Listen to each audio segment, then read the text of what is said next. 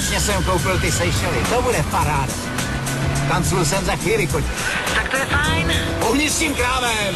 Budeme tam mít pronajatej celý barák. Dobrý, ne?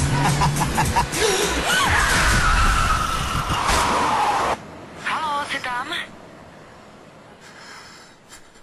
Agresivní rychlá jízda vám neumožní zastavit včas. Jste připraveni zaplatit i tuhle cenu? Nemyslíš? Zaplatíš. Předej, jo! Šlápni na to, ne? Vy to zvládneš. Pojď! No, pojď, to dáme. No. Ej. Tak ještě jednou! A ještě jednou, pojď. Pojď! Ne, si bojíš, nebo co je? Takže to šlápni, ne? To zvládneš.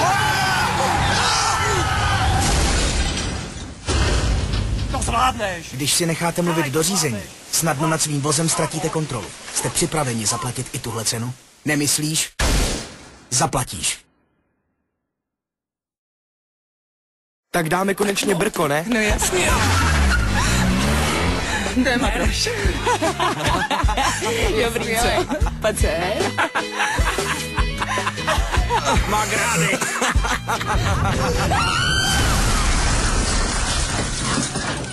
Marihuana výrazně sníží vaše řidičské schopnosti. Dejchej. Jste připraveni zaplatit i tuhle cenu? Nemyslíš? Zaplatíš. Neboj. Nechceš jít dát do sedačky? Hm? Vždyť je to skoro za rohem. Malá.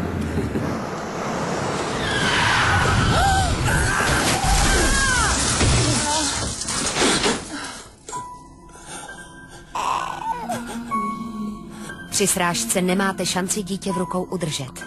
Jste připraveni zaplatit i tuhle cenu? Nemyslíš? Zaplatíš.